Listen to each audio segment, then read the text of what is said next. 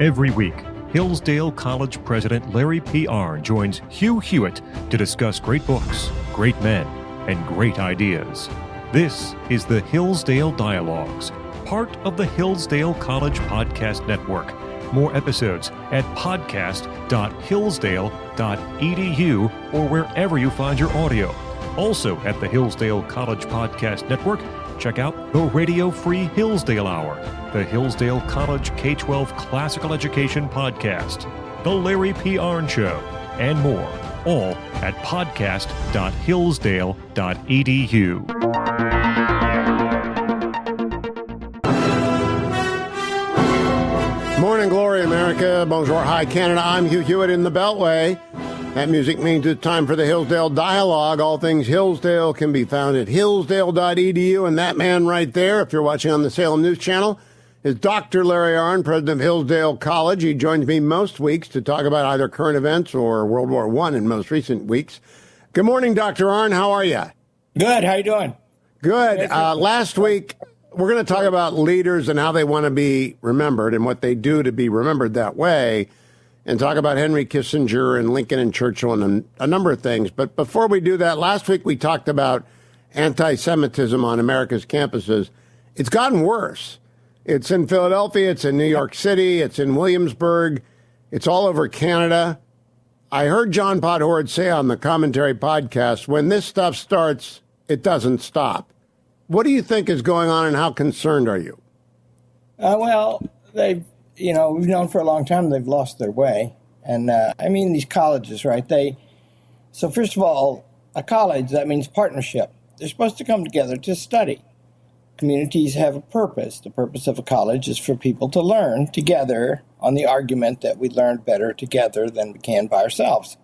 And so that means that ordinary civility is a floor condition. You can't go below that.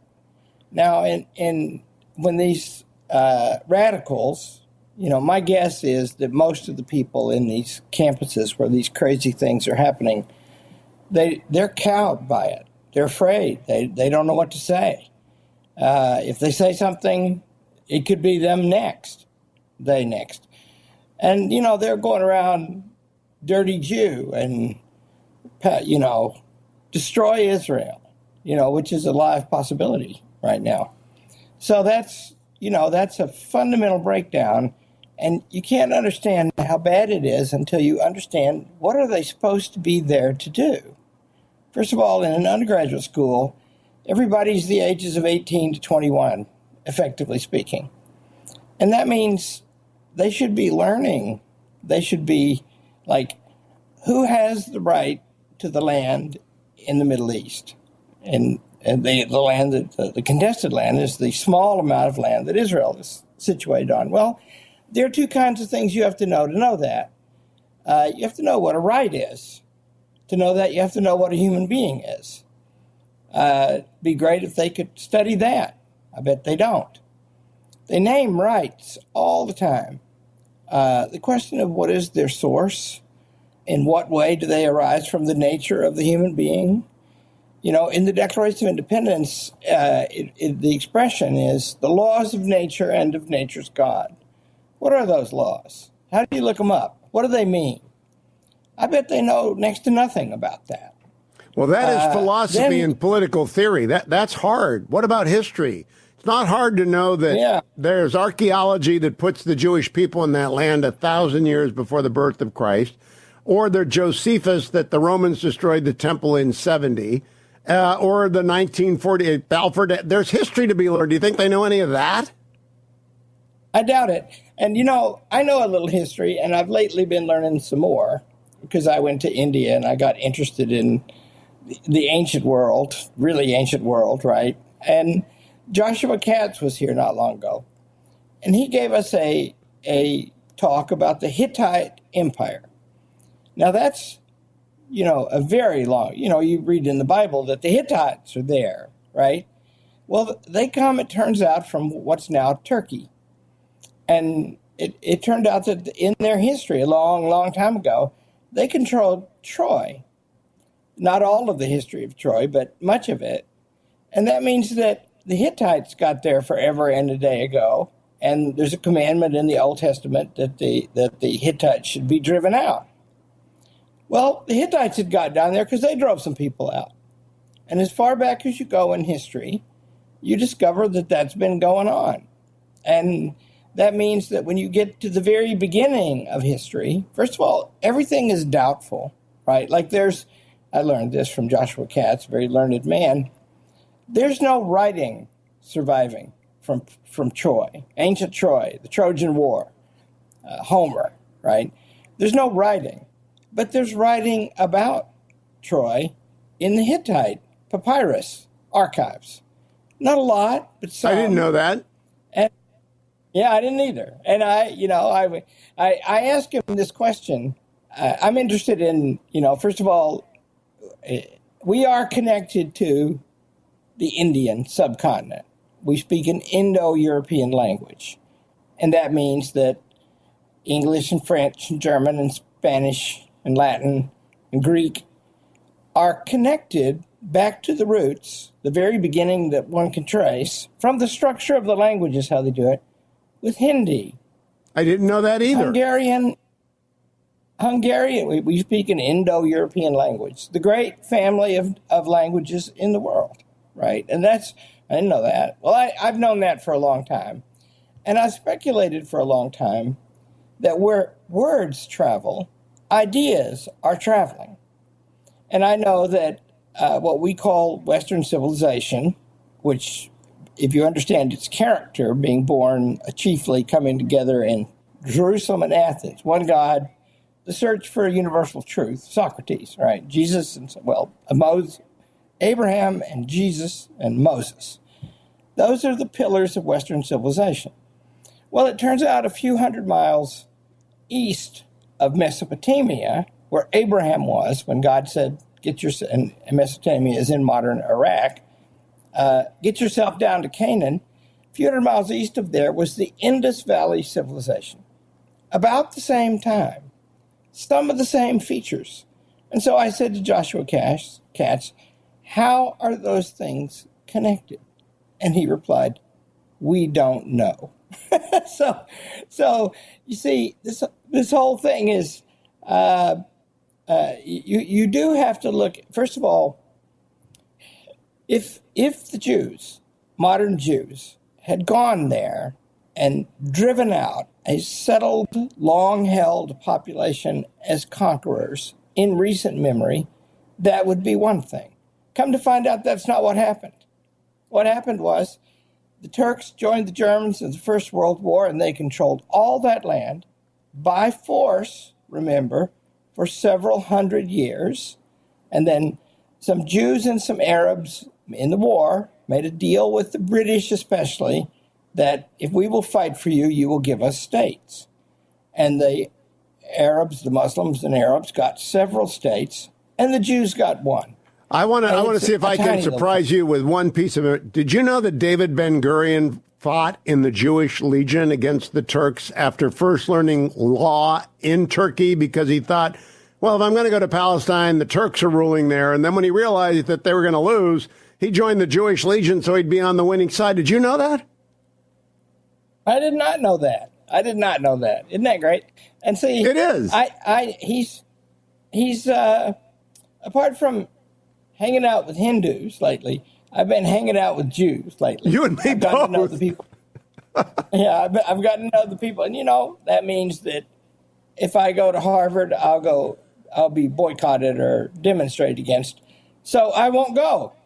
Small loss. But I have been learning from them. There's a show pony rabbi named Meir Soloveichik, and I've written you about him. Yes. And I learned more about modern Israeli history than I knew. And I knew a fair amount about it. I've been there quite a lot and like it. But come to find out, Israel is becoming more religious. It wasn't really all that religious, the Zionists, including Ben-Gurion, who started it. Was the first. He wasn't at all. Yep. One of the founders. No.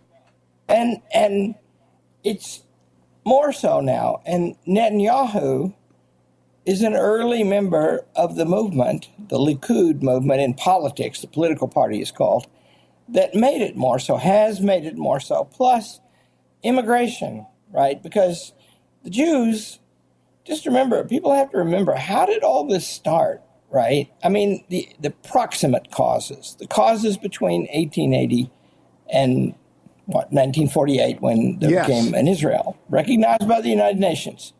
And a bunch of Zionists, mostly, by the way, the early ones in Europe, were like Ben-Gurion. They were Jews, and those Jews are very, as the Lord tells us, they're a stiff-necked people. And John Podhoretz says they're an effective people. A very effective. We're going to come back and talk about this. Very effective people. And we'll be right back. Dr. Larry Arnn, anti-Semitism, leadership, Kissinger, Netanyahu, Napoleon. Lots of stuff coming up in this special week of the Hugh Hewitt Show, the Hillsdale Dialogue. All of them collected at Hugh for Hillsdale. We will get back to World War I at the end of the month and the first week of the new year. But we're going to take a break in the meantime. Don't go anywhere, America. Hey there. Today, I want to tell you about the Hillsdale K-12 Classical Education Podcast. This unique show explains how children benefit from an American classical education. Whether you're a teacher, student, or parent, you'll find something of value on the show. You'll hear from teachers and administrators from schools around the country, as well as Hillsdale professors and friends who are leading the effort to revive the American tradition of K-12 education. When you listen, you'll learn all about classical education, what it is, how to teach it, and why it matters today. And there are dozens of back episodes on specific topics, like teaching Singapore math, reading great books, and even understanding how athletics is critical to a child's development. Listen every Monday on podcast.hillsdale.edu. That's podcast.hillsdale.edu or wherever you find your audio. Welcome back, America. Dr. Larry Arnn is my guest. I'd pay cash money to see Dr. Larry Arnn and John Podhoretz talk about Israel, because they're both show ponies. They both know a lot about this stuff, even though they profess not to. I was listening, Dr. Arnn, to John is in Israel right now. He did a commentary podcast, and he began talking about how effective the Jews are when they put their mind to something. They're going to destroy Hamas, and they're going to destroy Hamas in rather quick order, and they don't care what we say, because they've had 1,200 of their people murdered and 200 of their people carried off and people raped and pillaged, and they're not going to put up with it anymore. They're going to flood those tunnels. And that's going to be an upside-down Maginot Line that the Hamas terrorists built for themselves. And it's going to be about as effective as the Maginot Line was in World War II. But you were saying about Ben-Gurion and Netanyahu, they've made Israel more religious. Which Jews have you been talking to? I've been talking to Jews as much as I can, because they actually feel this anti-Semitism that we're talking about. So Eric Cohen, who's the head of Tikva, and Meir Soloveichik, famous rabbi, grandson of one of the founders of modern Jewish Orthodoxy in America. He's a very patriotic American. And I like those guys, and I have to do with them now in ways that will be revealed as time goes on. But I like them a lot. And one of the reasons I like them is they have a deep understanding of what liberal education is about. They understand it's not this craziness that's going on, right, where what they teach you when you're 18 years old is that either you personally, but soon giving way to we as an elite progressive unit, make up the truth for our time. And so the Jews are now colonizers. And there's no use of that term that applies to what happened here. And, if you go back to the 19th century, why did the Jews get interested in having a home again, which they lost in the ancient world, And unlike the other ancient peoples, by and large, they didn't stop being Jews. They're stubborn, and they have an identity. And a lot of Jews are not particularly religious, but they tend to identify as Jews whether or no. And they did in Europe, and they had a lot of persecution, serious persecution. So they started looking for a home. They had more than one idea about where the home should be. The one that gained traction over the decades was Israel, the home, the old home, the original home. And so they started going there. And there had been Jews there continuously as long as we have history. Correct. Yeah. In the early 19th century, in the late 19th century, there was a Jewish community around Jerusalem and in other places in Palestine. in the near Middle East. And now it becomes urgent because Hitler is rounding them up and killing them. And the British are in a mess because they are fighting for their lives. In the 30s, they did the Britain, in my opinion. Martin Gilbert's written some books about this that's good to read. The British were caught in a terrible situation, and they didn't do very well by it often because the Jews needed to run. They needed somewhere to go, and they wanted to go there, and the Arabs didn't want them to go. A mentor and great uncle, I think, I'm not sure about that. He's a relation of some kind, of Yasser Arafat, the first head of the Palestinian Liberation Organization, was a man named Haj Amin. I mentioned this before, Haj Amin al-Husseini, and he was a Gestapo officer. And he ginned up a lot of opposition to Jews coming. I mean, he was. He was that. I just said what he was. And that, I mean that literally. That's what he was. There's a picture of him having coffee with Adolf Hitler. And they were simpatico in some ways, although if you think about it for a minute, with the great doctrine of the purebred Aryans ruling the world, that is a kind of odd pairing in a way. But they seem to have got on fine. Well, he was a very effective instrumentality for Hitler because he hated Jews. That's right. That's right. And why did he? I don't think that's. I think you froze there on us, Dr. Arnn. You did freeze on us, and so we're going to pause that there. I'm going to say this. If you want to read a short history about this, Daniel Gordis's Israel, A Concise History of a Nation Reborn, can get you up to speed. Because the British did blow the mandate. They were fighting a war, and they were fighting for their lives. He's back now. I was just saying, when you froze there, Dr. Arnn, the British didn't do a good job with the mandate. It wasn't exactly Churchill's number one priority, but some of the people put in charge of the mandate were not very good. Are you back with us now? I don't know what's happened. You're slow. There. Okay, I'm slow. So we're going to go to a break here, and then I'm going to come back with Dr. Arnn when we've recalibrated our machinery here. The time machine between Hillsdale and the Beltway has probably been taken down by either Hamas-friendly internet scribblers or the Chinese. Neither of them like us. We'll be right back on the Hillsdale Dialogue.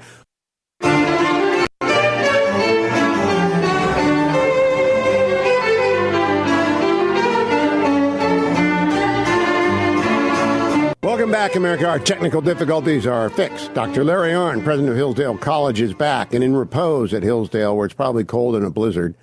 All things Hillsdale at hillsdale.edu.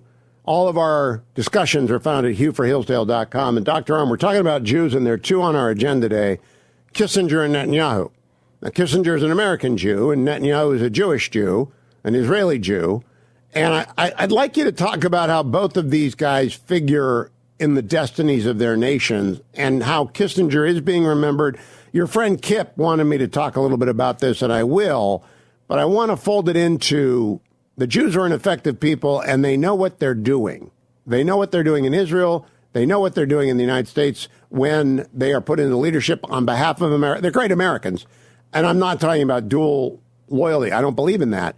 I'm not giving any air to anti-Semites. I just think we have to recognize in history the Jews survived, and they survived the Russian Pale. They survived persecution in the Arab countries, and they regathered in Israel because of people like Ben-Gurion, and then Netanyahu made them more religious. Meanwhile, people like Kissinger are helping guide the United States towards a greatness achieved under Ronald Reagan. That is, we got to get back to that. And we're going to need to protect everybody in the United States, including our Jews, to get there. And we're going to have to revitalize campuses to actually learn things to get there. I pass it back to you. Well, I'll say one little thing first. I'm not sure how religious Netanyahu personally is, but the Likud represented something about immigration. There's a lot of immigration from Russia, and those tended to be religious Jews, a lot of them were. And there's a lot of immigration from Africa and Southern Europe, where there's a lot of devout Jews.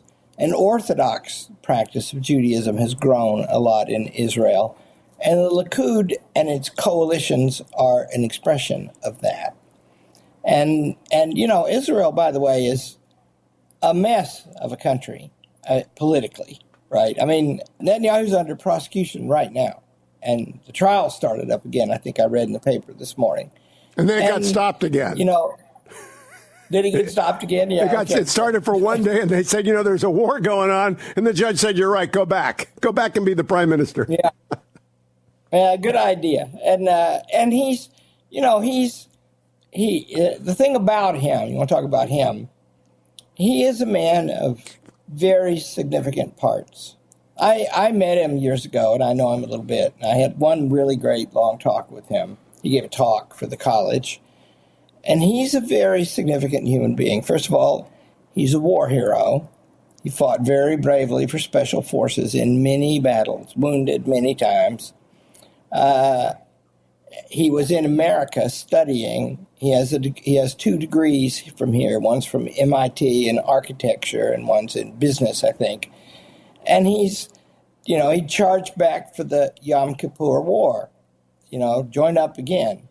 And then he lost a brother in the raid on Entebbe, where they rescued a bunch of Jews from Idi Amin. There are 2 movies about that, and the earlier one, I will tell you, is the better of the 2. More morally clear. And that's a crisis, right? And because a bunch of terrorists, that's what they were, they crossed the border by various means, and they massacred a bunch of civilians, including little children. And they gang raped a bunch of women, right? Now, if you can't see that that's not nice, what can you see, right? You can't see anything. And so now Israel is defending itself. And remember, we've already made the point that they never modern Israel never colonized that place. They have the same title to it that several Arab countries have. Like, the Ottoman Empire busted up. And the Ottoman Empire, long after the Hittites, they had that land by conquest, right? And then they lost it by conquest, by the way, in which they joined the aggressor in a war.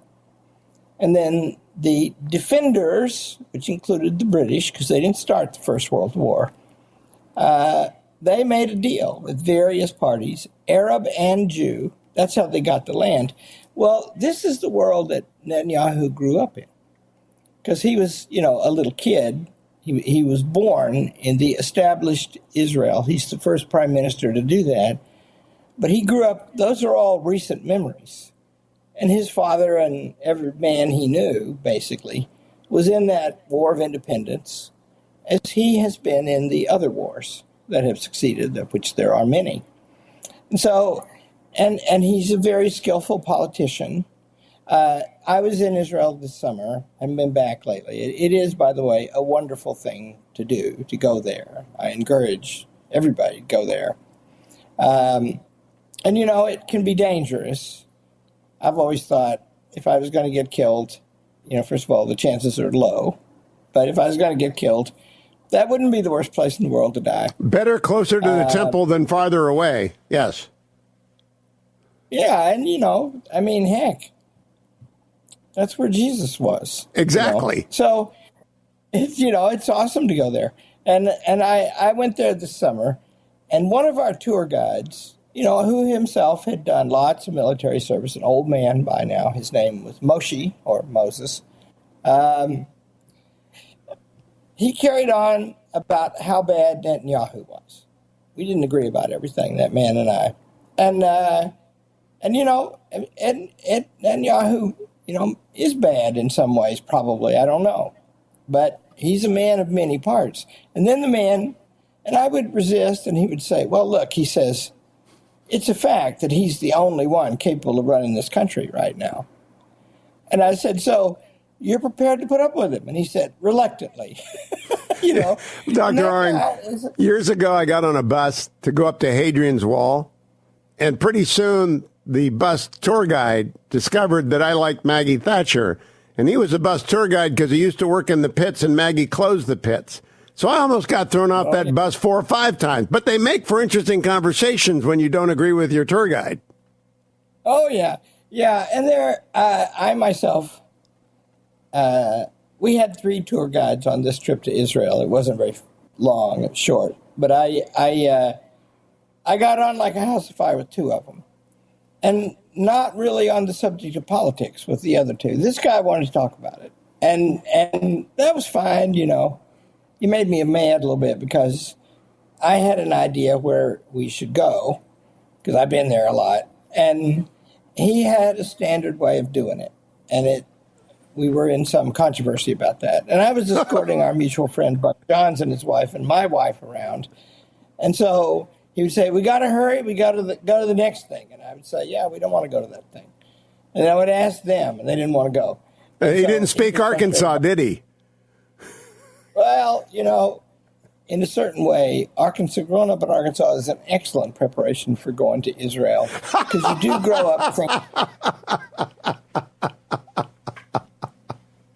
That is, Buck Johns and Larry Arnn go to Israel. I can make a movie out of that.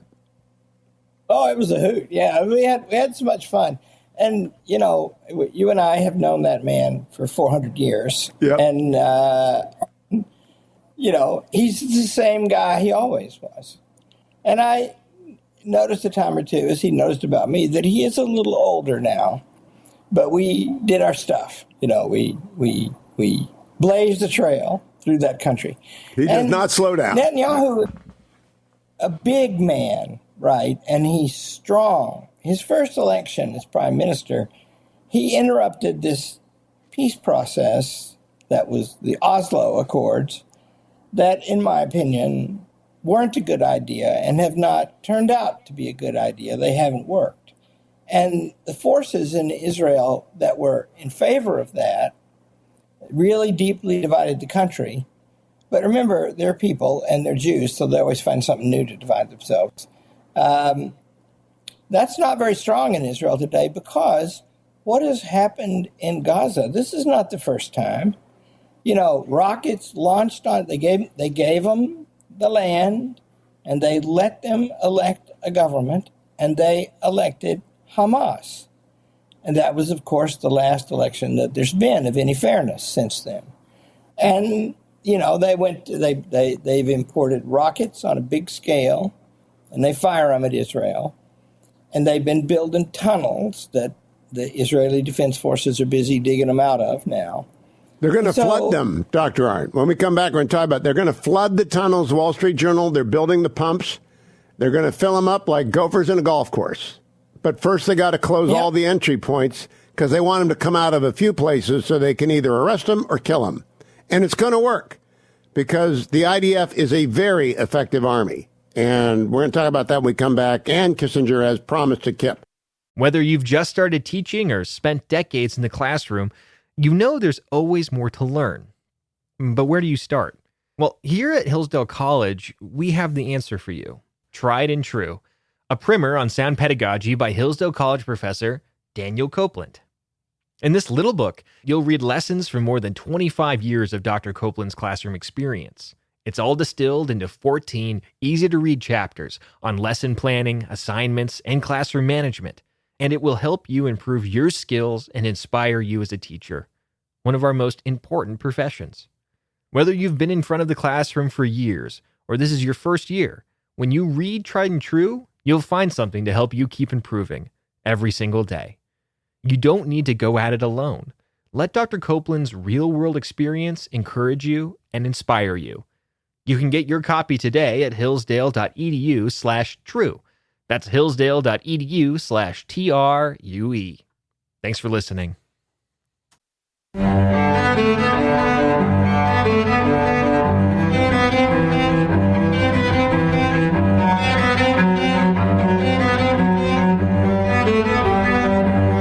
Welcome back, America. We're going to continue talking about Israel next week, but I got to pause. Your friend Kip asked us to talk about Kissinger, and I talked about Kissinger when Dr. Kissinger died on my radio show, and I would refer Kip to it.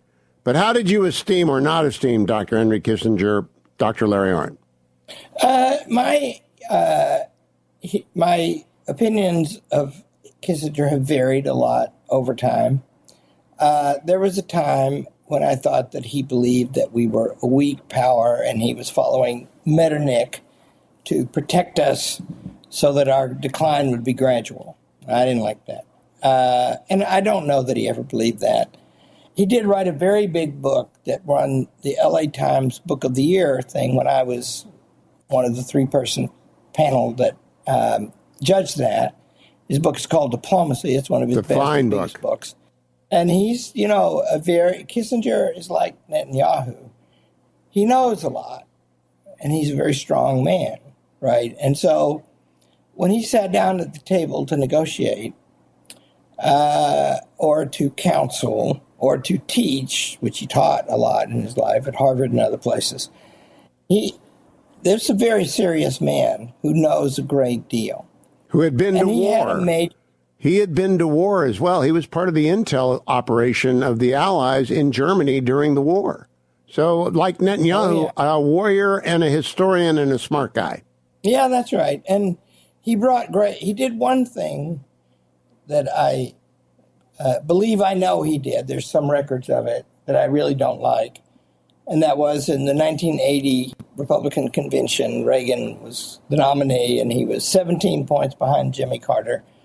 And the story goes, and I think it's true, that he went with Gerald Ford, and they effectively proposed a kind of co-presidency. Ford would be the vice president. And these are, there are three fine people in the room, right? Reagan and Kissinger and Ford. And Kissinger would be the Secretary of State and report effectively to Ford, and that would assuage people's fears about Reagan being a gunslinger. And can't win without that. And that was a thing, right? And the argument goes, I do know this because I know it from the lips of the great Donald Rumsfeld, that he was waiting by the phone for Reagan to call either him or George H.W. Bush to be vice president. And he called after that meeting, and he called H.W. Bush, and then he called Rumsfeld, and Rumsfeld told me personally, he called me and said, Don, I've decided to go with George. And Rumsfeld reported that he said, thank God, Mr. President. That's better than the deal that was put to you. So that's, ambitious men want to be in power, Dr. Arnn. Isn't that true? That they never don't want to be in power? That's right. Yeah, in my life, I have discovered of myself that, I am very much like this. If I'm going to be responsible for something, I have to have the authority to discharge the responsibility. I'm very tough about that. But I don't really want to be in power. I've never had a full-time job in Washington, D.C., and I've had many opportunities to have such jobs. And I discovered about myself, and, who's a hero to me? Well, Winston Churchill, for one, right? He was an extremely ambitious man. And he did very much like to be in power. So did Lincoln. So did everybody so does Benjamin Netanyahu. So does Henry Kissinger. So did Ronald Reagan, right? So does Donald Trump, and we're talking about him next week. That's right. So all of that, those are men who have things like that.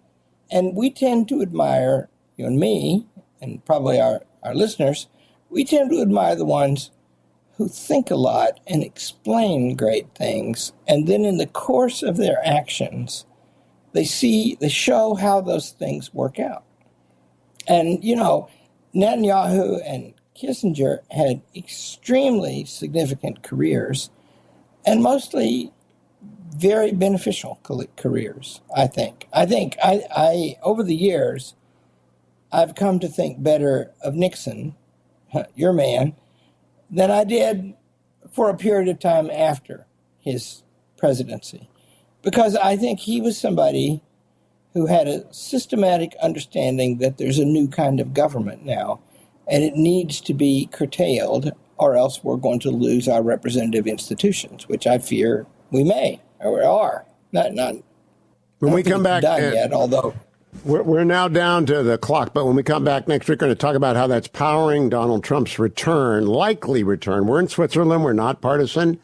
We do, however, read poll numbers, and we do, however, project reality, and we can see the anti-Trump hysteria that has broken out. So we're going to talk about that next week.